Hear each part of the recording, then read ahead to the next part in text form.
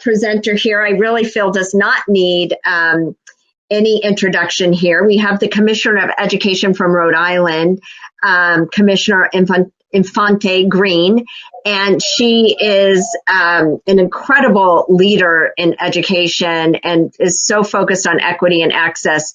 So without any further ado, I am going to turn it over to you, Commissioner. Hi, thank you. Hi, everyone. Thank you for joining. My name is Angelica Infante-Greene, and I'm the Commissioner of Education for Rhode Island. And I've had the pleasure to attend this conference. I was there last year when I first started here in Rhode Island. And we've been doing a lot of work around equity. What does it look like? What does curriculum look like in our state? And I have to say that I'm proud to talk a little bit about the work that we are doing and will continue to do. So last year when I came here to Rhode Island, I took over Providence School System. It was one of the most struggling school systems in the nation, as per our Johns Hopkins report. And what we saw was that our kids were not getting grade level instruction in any content area. And then when we started looking at Rhode Island as a whole, we knew that we had a lot of work to do. We have something that's called the urban core, which is our urban school system. But then even some of the suburbs were just okay, right? So we had to up the ante, and that's what the work that we're doing. So I'll tell you a little bit about that. Curriculum matters. It matters a great deal. And what we've put into place is high quality curriculum that districts will be able to select from that are green on ed reports, but really looking at math, looking at ELA, and what does that look like? And then what are the other content areas? So let's talk a little bit about that because I think it's really important. But when we're looking at these content area, these curriculum, I think the other piece is the equity piece. What does that look like? Which one of, when we say that they're green for what? Is it just aligned to the standards? Is it aligned to the work that we're doing? But is it aligned to also culturally responsive and sustaining work? That's really important as we do this work. But that also means are women represented? Are young ladies represented? Are all our different groups represented in the work that we do, and particularly in STEM?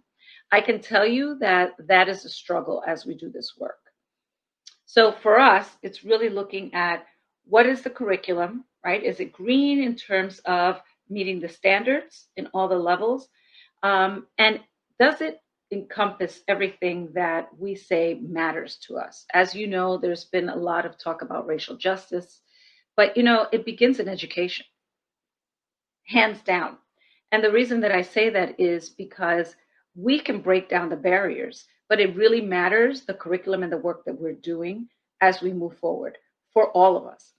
When COVID hit us, we all knew that we had an equity and access challenge nationwide, not just talking about Rhode Island, because Rhode Island took a different approach, I have to say. Our approach was, so we, COVID-19 picked the rug up because we all knew that these inequities were there. We were kind of sweeping them under the rug and kind of using a Band-Aid approach. Our approach was, here it is, it's out in the open. Our kids don't have access.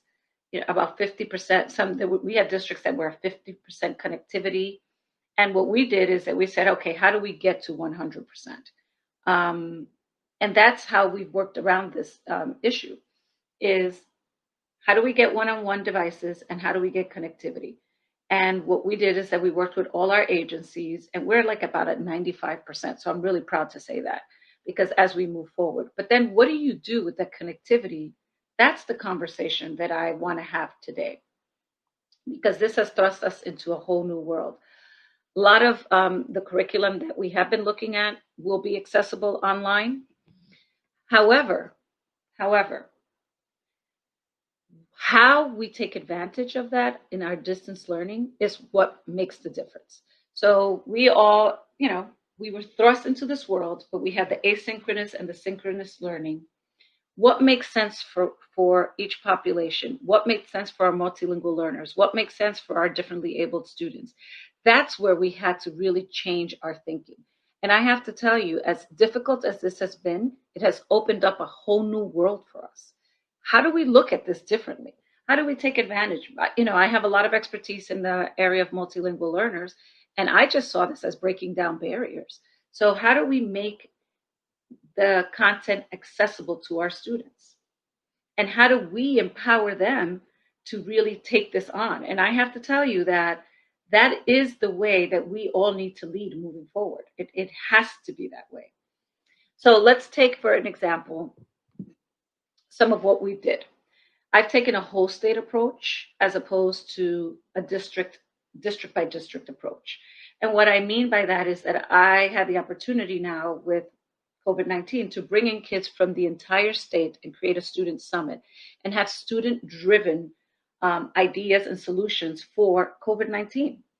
So we ran the first statewide summer school, virtual summer school, with ideas and partnership with our students. Why is this important? We struggled getting this on board. It took us, we gave our teachers a week to plan, but we realized that some of our teachers weren't ready, some of our educators, some of us have been challenged. But guess what? Our students didn't have the same type of challenge that we did. They're more immersed in this world.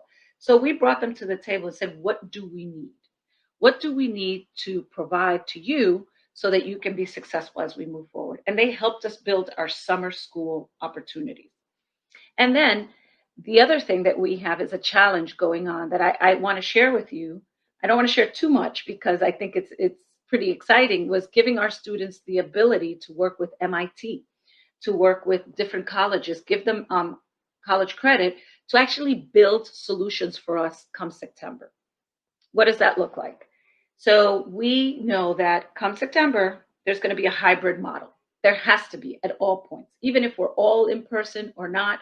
If a child has the sniffles, they can't come to school, that child needs to continue learning. And what does that look like? Are we going to have an online school? Is it going to be a set of teachers? Are the kids going to have access to what's happening in the classroom? But how do you fully participate? So that is the challenge that we put out for our kids, to come up with ideas to solve for that solution. So for that problem. So one of the things that we said, we're going to give you money to go on and buy. We have some Lego robotics teams. How do you build the next generation of schools for us? We want those ideas coming from you. And so we have that challenge happening right now. So I think we have to really think about this a little differently than we have in the past. And I think that that's an issue for us as adults, because we're used to kind of leading, and instead of working with the students to create those solutions, that more than ever, we've realized how important technology is, but the science is, as we do this work.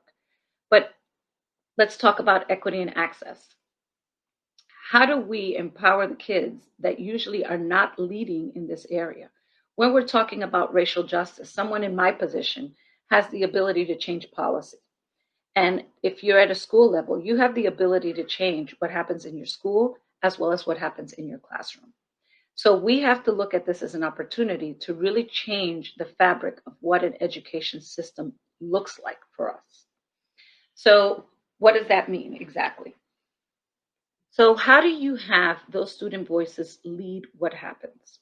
How do we change the dynamics of the outcomes? How do we find leaders in the community that look like the students? Really important. And I think last year, one of the things that I emphasized when I was at this conference was the importance of having people of color really leading these conversations.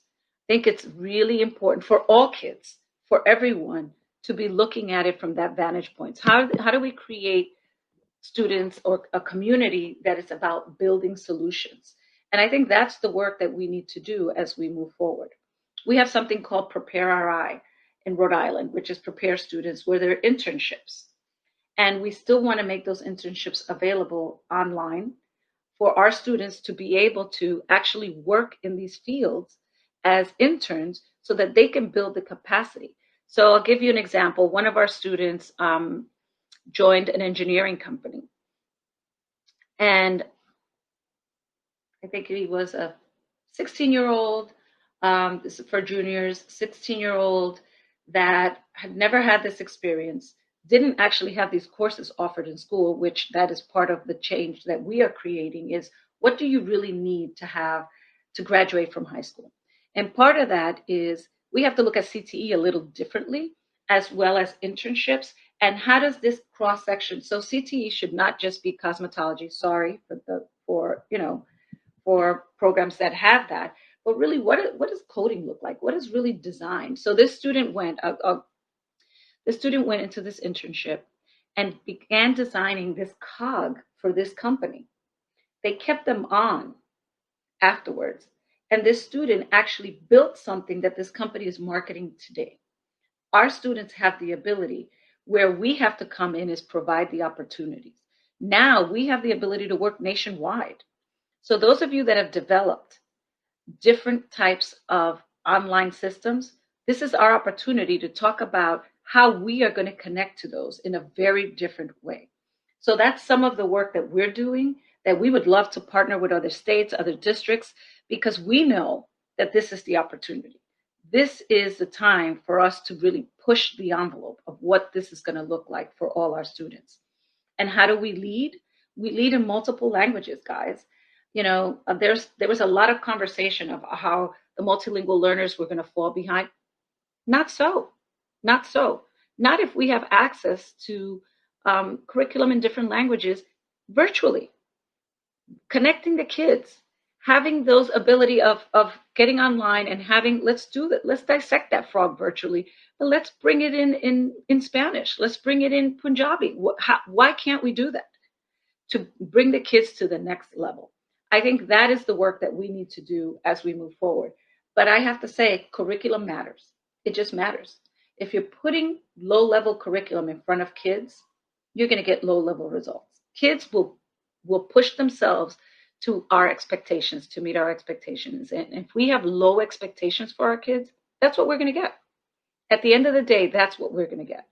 So it is incumbent upon us to not see COVID-19. I mean, obviously, COVID-19 has been hard. But this new way of thinking and educating is the wave of the future.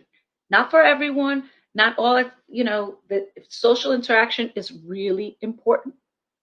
So the other piece that we need to think about is the social emotional piece as we move forward. How do we bring in the medical field to be partners with us as we move forward? But this is about breaking down barriers and structures that we have created because we have not been able to think out of the box. And this has forced us to be in that place. So I'm really humbled to be leading this state. I'm really humbled about, the work that all teachers have done nationwide. But we have to keep pushing ourselves and pushing the technology so that we're in a space where all kids have access. This has given us the opportunity to make sure that all kids have access to high quality instruction and curriculum in a way that we've never had before, as long as we can take the politics out of all of this. Because I have to tell you, in our state, I didn't work, even though I'm in charge of the public school system, I didn't only work with the public school system. I worked with the parochial schools. I worked with the private schools. These are all our kids. And they're very interwoven and intertwined. So how do we create solutions together? I'm blessed to have a child on the spectrum who is 12 and received OT virtually. And I have to tell you, it was phenomenal. I didn't know how we were going to do this, but we did it. And that is the kind of solution that we need to have nationwide to move forward very quickly, very quickly. Other countries are outpacing us, and this is the opportunity that we have to change that. So what does that curriculum look like? You have to have a rubric, a standards. What does the curriculum look like? What does it encompass? Is the racial piece there? Is the social justice piece there? Is it inclusive of everyone? Does it meet the standards? Does it actually push you towards above the standards? Because remember, the standard is the minimum. And I think we forget that as we do this work. So I am here to have this conversation with you, to be able to discuss the things that we have done, that we are doing, and we still have a long way to go. But I have to engage us in a way that we can continue to learn from one another. And I think there are no excuses. There are no excuses. I know that we are all adults, but the limitations we place on ourselves, we have to cut it out. I have been very proud of my state because we started at the very end because we were very behind. When our kids are 10% of our kids can do math on grade level, we have a big problem. But now it's about where do we measure where we are and how we go forward. Not measuring for accountability, forget that. But really, how do we think out of the box?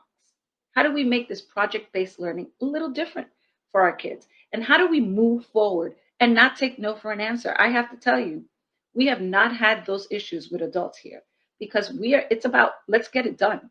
And if you don't want to get it done, then I think that you're going to be left behind. Well, I know you're going to be left behind. So that's the work and the conversations that we're having statewide. And it's also an opportunity for us to partner with other agencies. As educators, we're always very siloed. I think in the STEM world, we do a better job because as I'm looking at here, I see NASA, I see all these different vendors going up and down, our sponsors and supporters. But we sort of are in it, but not to the level that we should be. So I'm looking for people that want to think out of the box to continue to do this work because we have to move very quickly. And I'll share with you one of the challenges that we gave our kids that I mentioned earlier. You know, they have these machines that have a stick and, you know, have an iPad attached to it. And they maneuver through the classrooms, but that costs $4,000. So we gave our kids, listen, figure it out. Here's $500. Buy what you need, whether it's Legos, machinery, whatever it is, figure this out. And I have to tell you, the 3D renderings and the work that we're seeing, that's where we're going. And guess what we decided to do it? In the urban centers. Because you give our kids the ability and the tools, they will rise to the occasion. So that's what we're engaged in. It's really about creating this equity, creating these opportunities for the kids that are always thought of as disenfranchised, not having the language or not being able to. No. Those are limitations that we place. Let's guide. This is our opportunity to guide kids through a different type of learning. So I'm here to answer any questions. I'm here to kind of I've told you some of the things that we're doing and where we have to go. Because I said it last year and I really mean it. STEM has to lead. If this hasn't taught us that, I don't know what will. If we are not in that space, we'll keep thinking about paper and pencil and putting online the same things we were doing 4 months ago.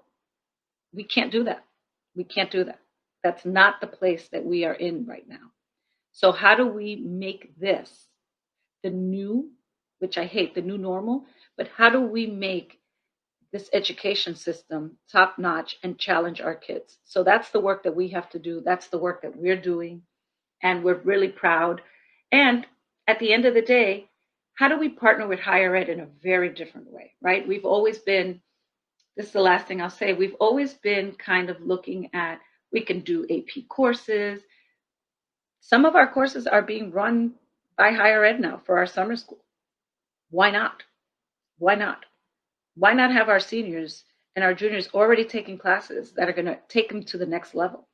Why not have, one of the other things that we developed this summer is the master course, where kids are picking, we called it the broccoli and the candy.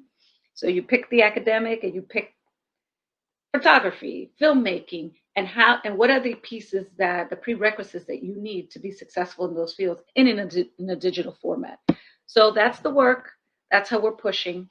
And I'll take any questions that you have. But I have to tell you, this is a time for no excuses. None whatsoever. We have to push ourselves as adults and we have to push our kids. And we're here to do that work with you, alongside you. So are there any questions? Thank you so much, Commissioner Infante. It's been very inspiring, as always.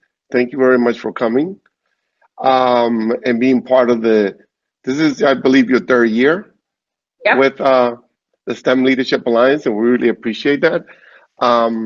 So I didn't see any questions that were put on the discussion page. I don't know if you see any. No, I don't. I don't see any questions. There was a lot of folks. Go ahead. I just see commitments that people are making. And I think that that's really important Because at the end of the day, the things that we need to do is that we need to commit to making this the opportunity that we are not going to let go through our fingers. So I have to say to you, how do we do this equity? How do we move forward from this point on? So if you guys have any questions, any ideas, I think that we need to break down the borders and barriers, no pun intended with our barriers.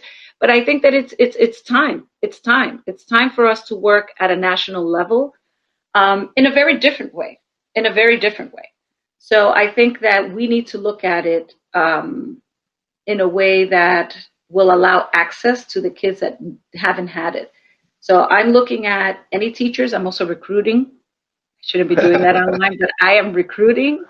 And if you want to be part of a team that's willing to do whatever it takes to make sure that our kids that get the highest degree of education, please join us. We have a couple of minutes. We have about 7 minutes.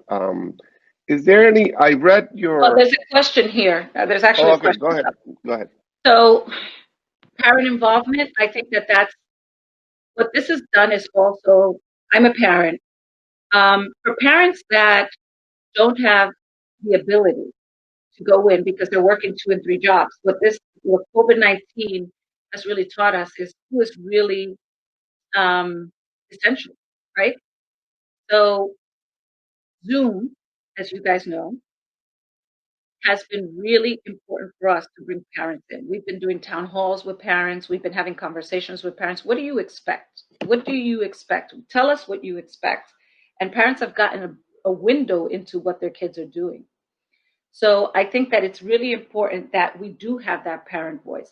And I have to tell you, you don't have to have the technology.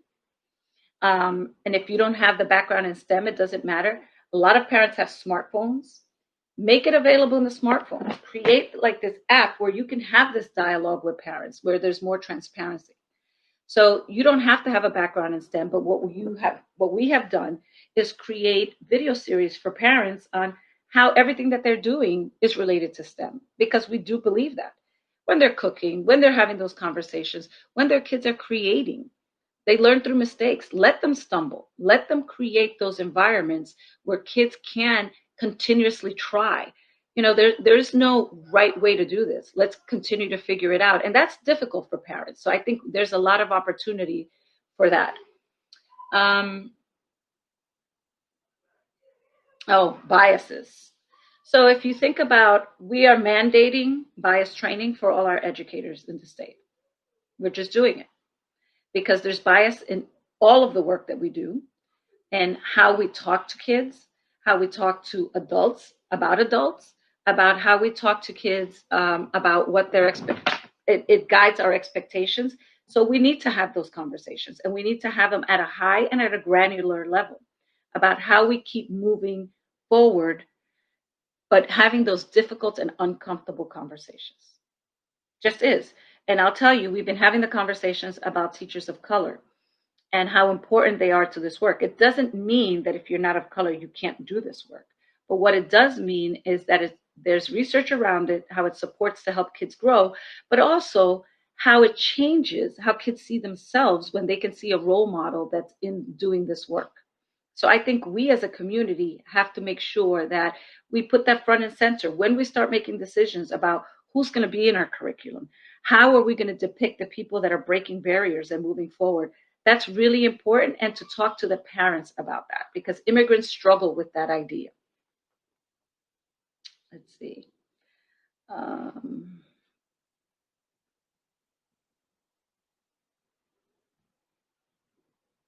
Yep. I'm looking at some of the questions.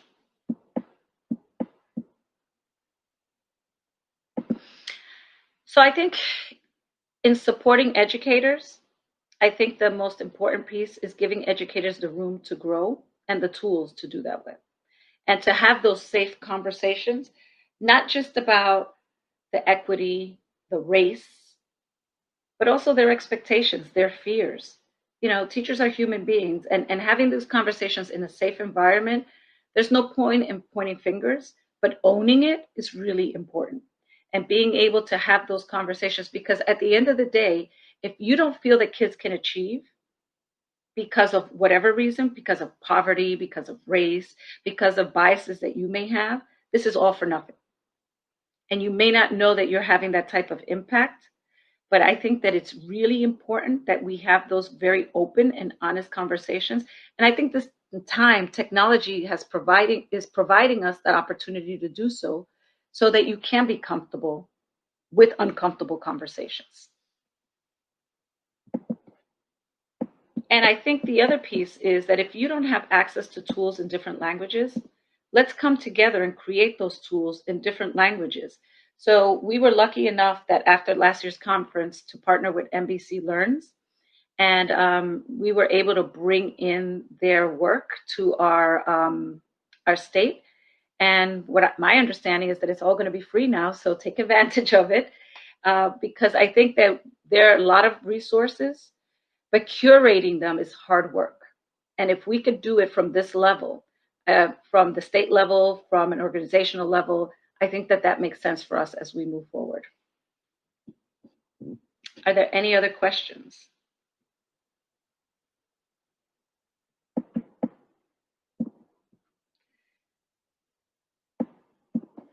It's called ABC Learns. There's a bunch of videos with lessons, which are pretty awesome, and they are very diverse.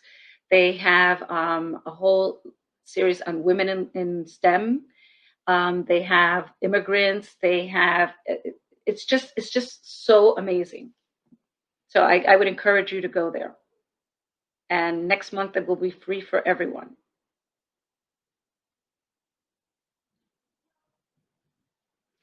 Any other questions that you may have other than wanting to come work for us in Rhode Island as we unpack and lead through STEM, because that's the work that we're going to be doing. There's no choice for us. There's no choice. No choice. Literacy always takes the lead. In this case, STEM has to take the lead. Okay. Sal, were you going to say something earlier? Are there any more questions out there?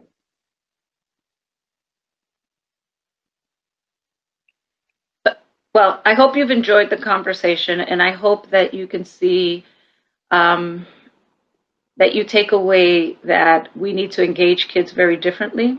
We need to be different, and that curriculum does matter, guys. It just really, really does. Really does. And we have to do the work behind it. We have about 2 minutes left. I just want you to share quickly, because I just read a 40 or 50 page paper that you transforming Providence, Rhode Island, and I thought it was amazing, what I've read. So can you just share a little bit about that within a minute? Sure. So when I came in, one of the things we did in November 1st was take over Providence. And, you never want the state taking over a district. That's not the most ideal. But in this case, we had no choice. And what we've done is lead with the parents in mind. We created a team of parent and community leaders that were our community design teams that helped us create that document that Sal is talking about. It's our turnaround action plan. They helped us create that. What are our expectations, how we're going to measure it? And when you do this work, I think that the challenges that we have faced in education in the past is that we're always doing something for the kids or for the parents and not including them in the inception. And I have to tell you that plan, that 40-page plan, was developed by the community for the community. So there's a sense of ownership, and they're going to hold us accountable. This is about accountability. If I don't do my job, I don't deserve to have my job. And that cuts across with everybody as we do this work. Because how do we move forward as a community? And I think that one of the things that we were pretty clear with that is that we're going to measure progress through the work with the community and the students. The students, this generation is very different than we are.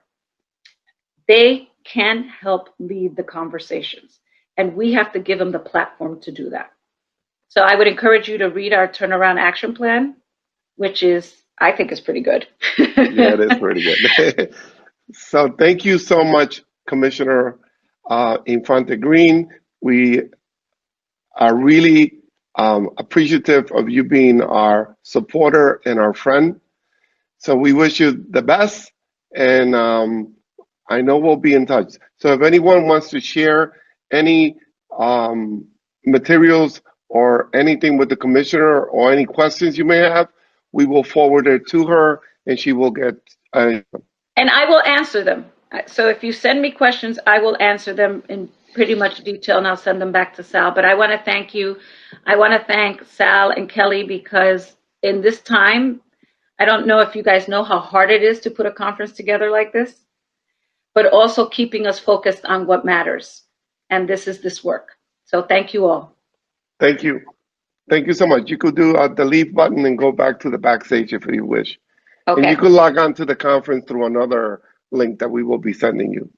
All right. Have an awesome Thank you. conference, everyone. You see all the thumbs up you got? Yeah, I'm excited. All right. Bye-bye.